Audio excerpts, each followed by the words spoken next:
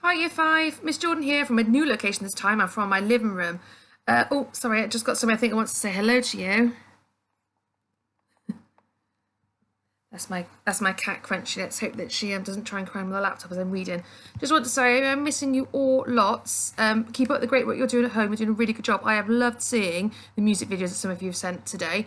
You've done a much better job than I did. Now, as you know, on a Friday we do First Chapter Friday, so I didn't want you to miss out if you weren't at school, so I thought I'd do another video of me reading the story to you. So for this week, I have chosen Checkmates by Stuart Foster, who is the author of The Bubble Boy, which I know that lots of you enjoyed. This is absolutely fab. Now, if you can see on the front cover, it looks like it's all about chess. It is about chess, but it actually is a really good book, and I don't know anything about chess, and I really, really enjoyed it. So this is what I've picked today for First Chapter Friday. So, actually stop it. Chapter 1, The Staring at the Wall Club. I stare at the wall. It's as wide as my cubicle and stretches up to the ceiling. A white blank space full of nothing. Mrs. Ewens says it's supposed to help me think about what I've done, the effect it has on the class, the effect it has on me. But staring at the wall doesn't feel like it helps me. It feels like a punishment. All I did was ask Mr. Fields if he was wearing a wig. My class laughed, but he didn't think it was funny. What's wearing a wig have to do with geography? Nothing, I said. Yes, nothing, Felix, so get on with your work. But I couldn't concentrate. Jake, my best friend, was sitting next to me laughing, and that made me worse. Sir, do you like crumpets? I asked. I don't know why it was crumpets. It could have been anything. Last week it was beetles, orange peel, fishing nets, but this morning it was the word crumpet. That randomly just jumped into my head and out of my mouth. What? Mr. Fields looked as confused as the kids in my class. Do you like crumpets? I don't. They're full of holes like they've been eaten by worms. That's when Mr. Fields snapped. That's when he said, Felix, out! So that's how I got to talk to Miss Ewens. That's how I ended up here in the Staring at the Wall Club again. It's actually called the Isolation Room, but we call it the Staring at the Wall Club because that's what we do, stare at the wall. It's my second time this week, the 9th time this month. It's not because I do anything really bad, it's just I can't concentrate or keep still. Apparently it's called ADHD, Attention Deficit Hyperactivity Disorder, which my mum and dad say is a complicated way of saying I've got ants in my pants. All I know is that I can't help it, but it does mean I get sent to the stare at a wall a lot. But not as often as James King in Year 9. He tells me he gets sent here every day. He's sitting the other side of the partition wall right now, tapping his foot against the chair leg.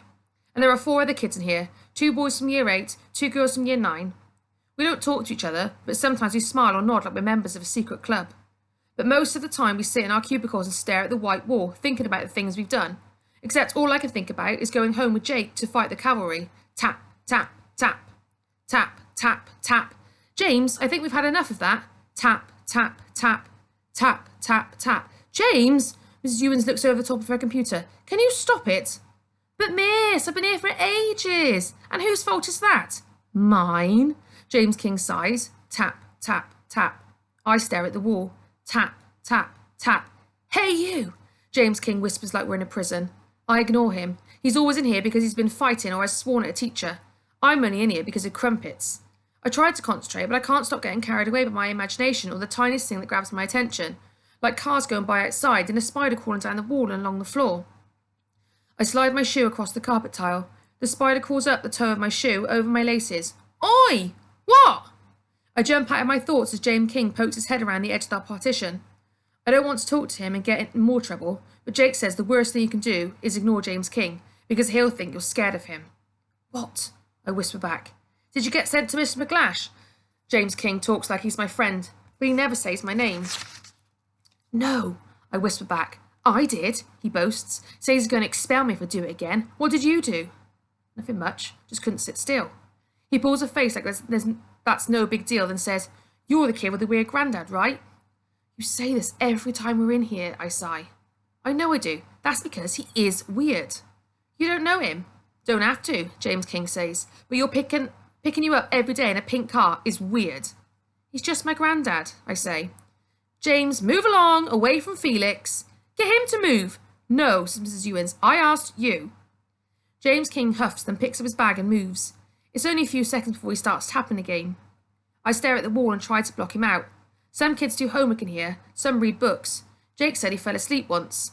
But I just stare at the wall to make time go quicker, to forget where I am. If I stare long enough, I see colours and shapes and they merge together and it's like I'm watching a film. My house, Jake's house, my granddad's house, around the edge of a grass square, and in the middle of the square is mine and Jake's tree.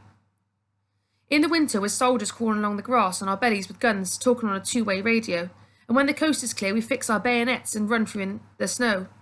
In the summer, we load the cannons and fire them at the horizon where the enemy are camped. Sometimes I get grazed by a bullet. Sometimes they hit me full on right between my ribs. I can still feel the stabbing pain in my heart, and I lift up my shirt and I can run my fingers over the ridge of my skin where the scab fell off.